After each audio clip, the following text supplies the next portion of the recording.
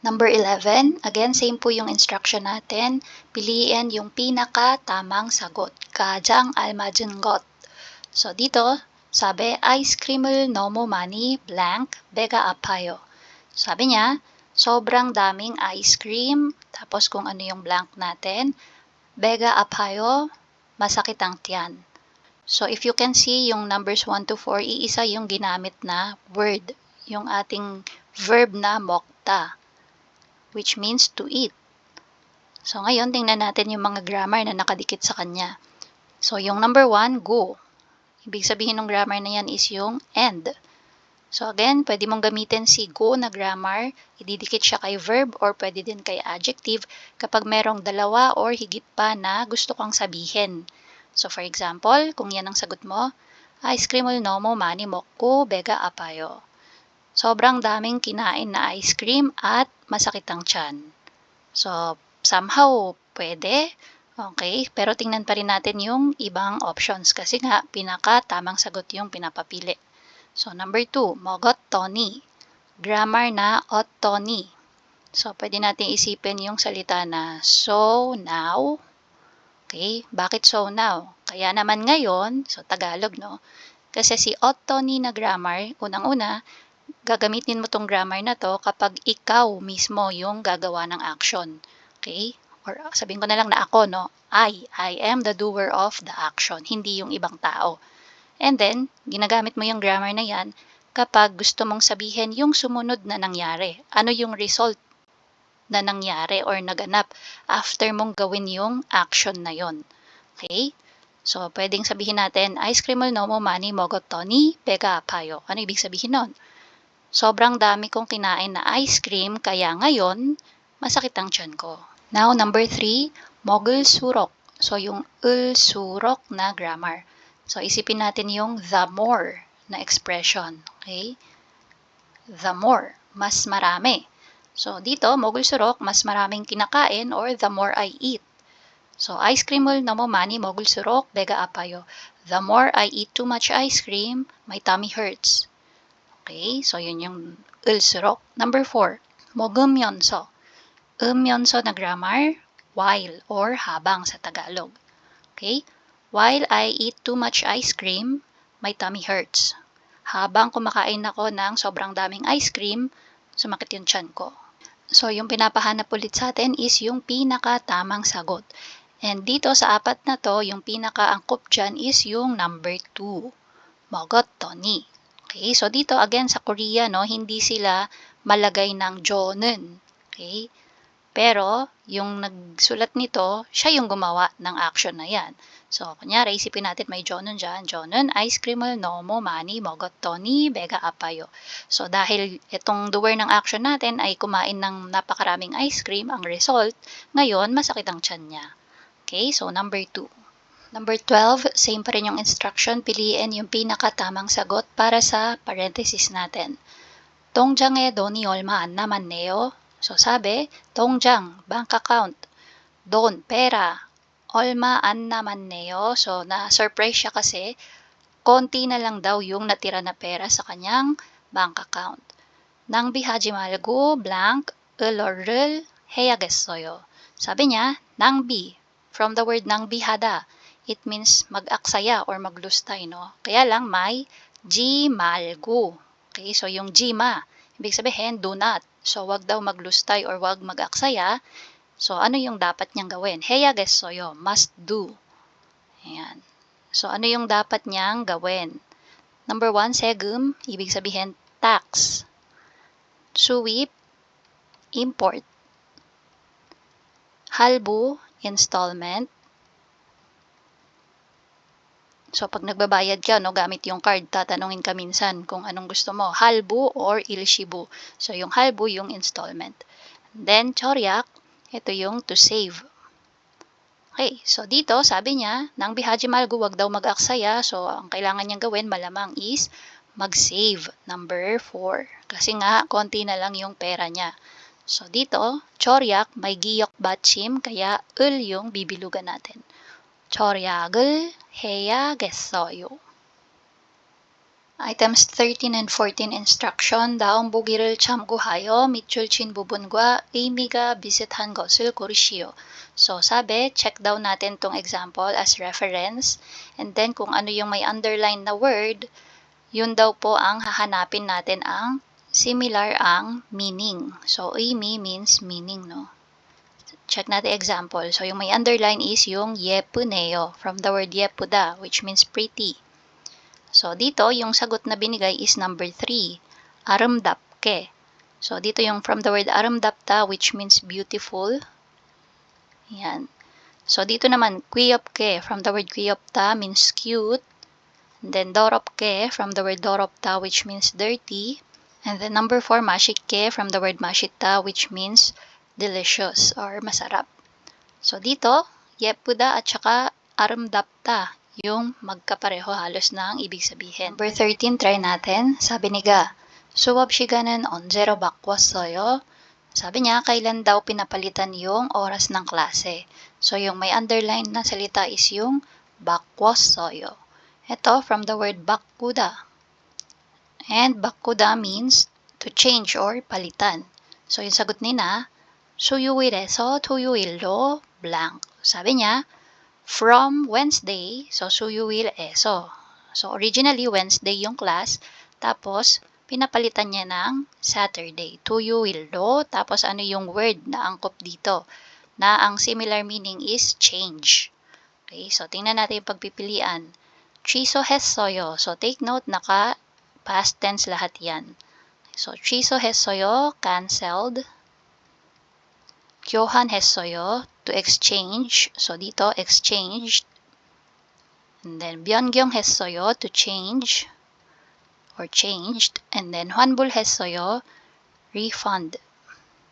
Okay, made a refund. Okay, so dito, ano yung pinakatamang sagot natin? Malamang yung number 3, no? Changed. So, 수요일에서 토요일로 변경했어요. Okay? Number 14, so same pa rin yung instruction. Kung ano yung may underline, yun yung hahanapin natin ang kapareho ang meaning. So, sabi ni Ga, 노트북이 고장이 나서 서비스 센터에 가야겠어요. So, from the word gada, okay, which means to go. So, ano yung kapareho ang salita ng gada?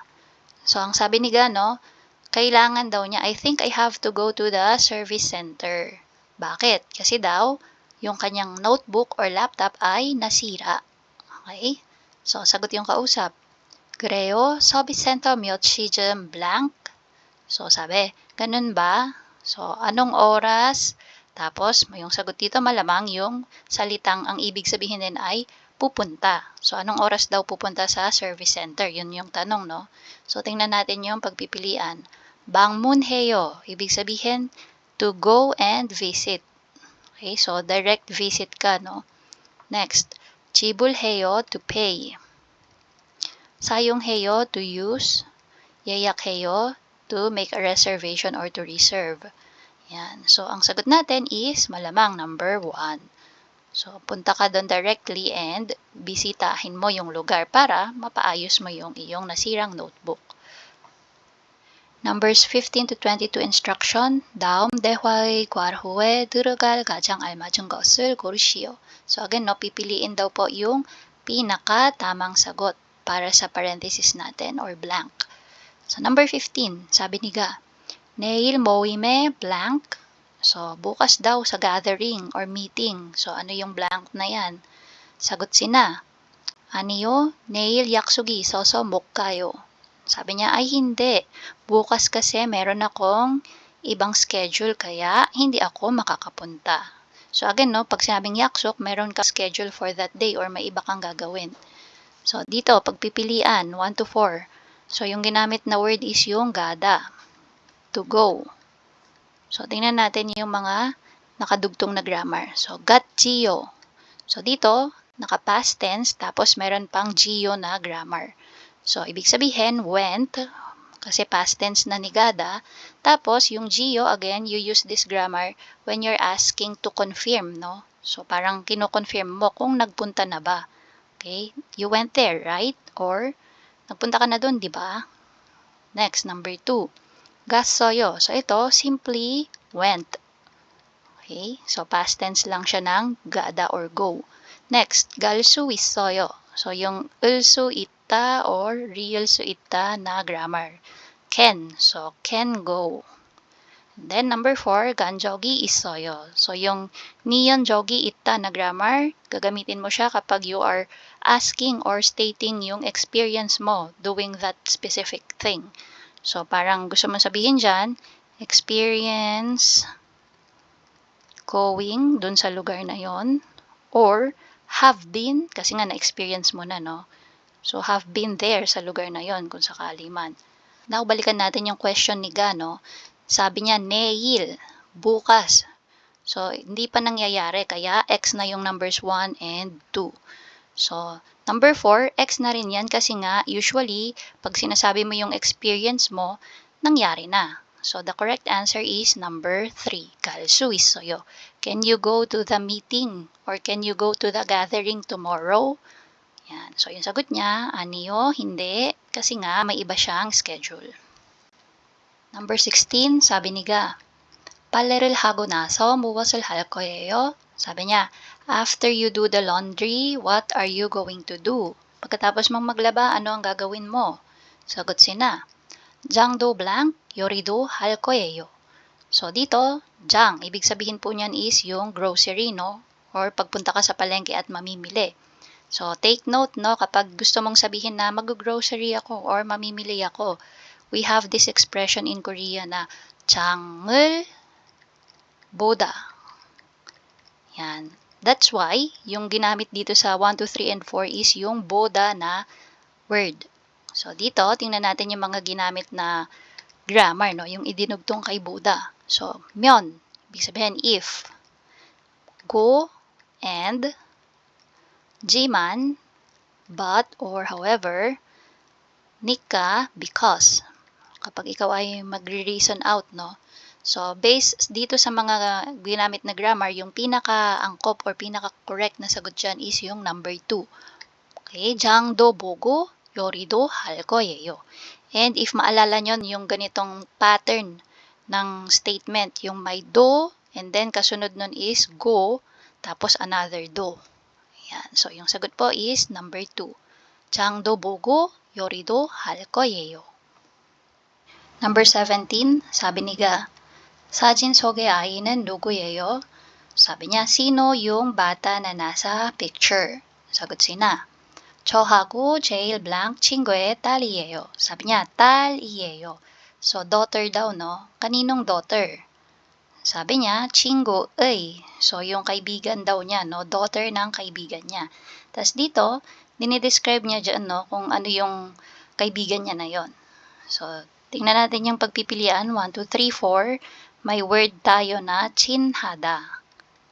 Okay, so ibig sabihin, kapag narinig nyo yung expression na chin blank na 친구, ayan. So, ibig sabihin nun is best friend or yung pinaka-close mo na kaibigan. Okay? So, yun po yung ginagamit nila na expression. 가장 or jail, chin blank, hindi ko muna sasabihin yung sagot, no? Tapos, 친구. So, dito, 친할. So, yung real po dyan indicates na future tense, no? So, pag future tense, parang it will not make sense kasi naging kaibigan mo na eh. Hindi mo naman mapipredict kung magiging best friend or closest friend mo siya, diba? So, ito po indicates future tense. And then, 친한. So, ito naman, past naman yung ini-indicate niyan. So, niyan. Yung niyan po dyan, no? So, ito, possible siya, no? Kasi nga, naging kaibigan mo na siya. As time goes by, yan, naging close kayo and naging mag-best friend kayo. So, 친한 친구의 딸이에요. So, actually, yun na yung sagot. Yan, sinabi ko na, no? 친한 친구. So, pag sinabing 친한 친구, ibig sabihin nun, closest friend or best friend mo siya. 친해, so parang ginawa mo lang siyang present form.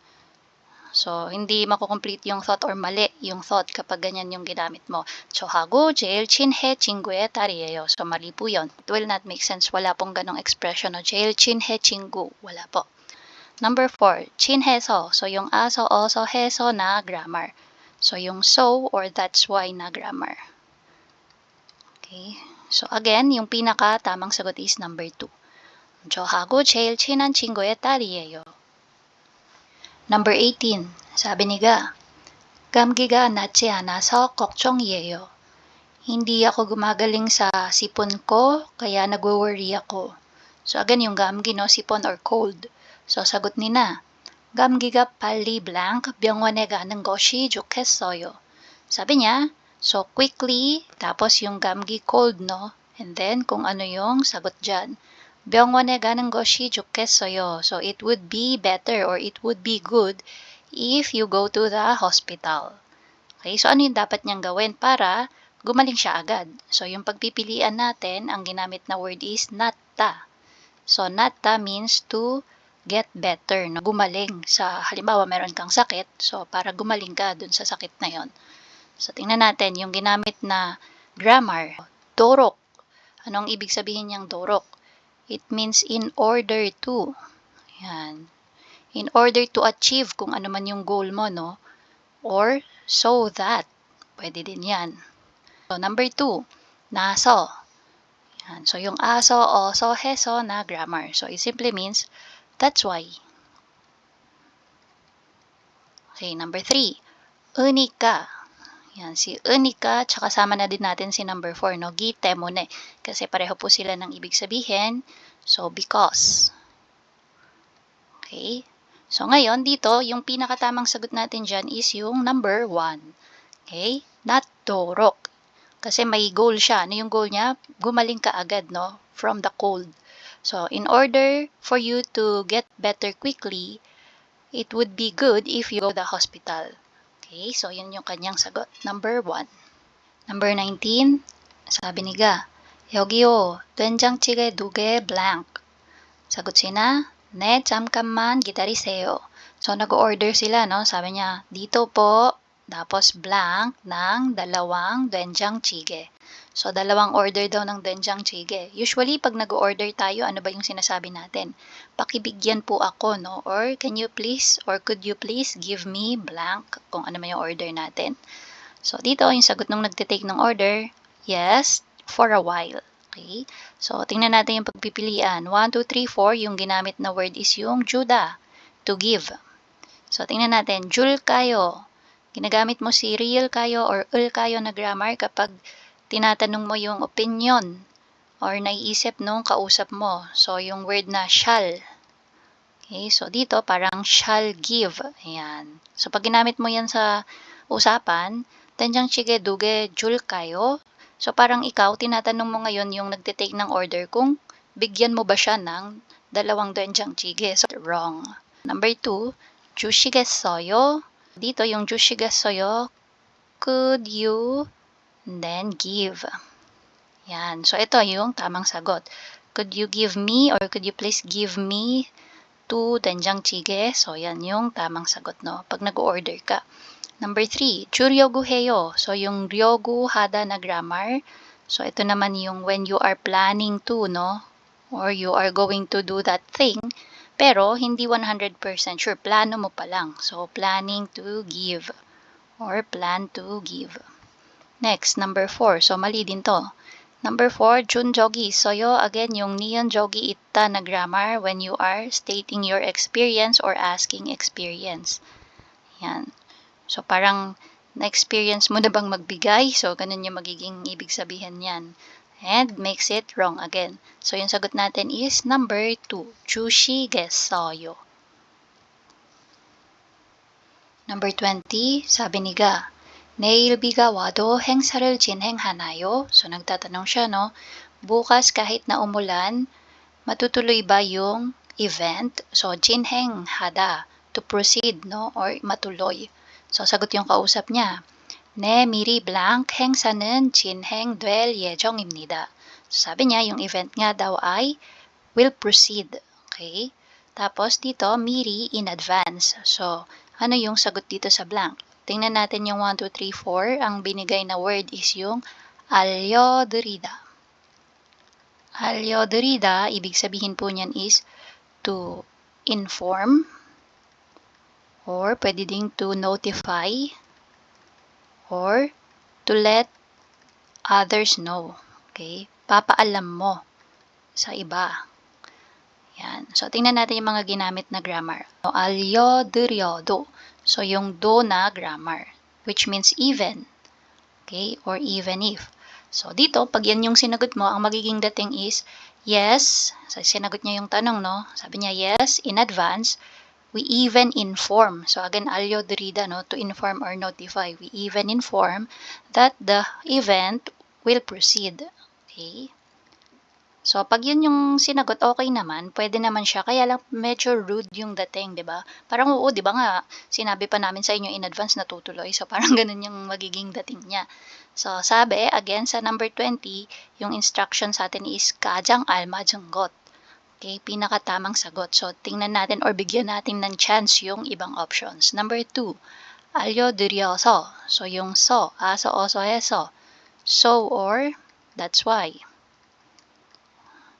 So, kapag ganyan naman, yes, in advance, that's why we inform you that the event will proceed.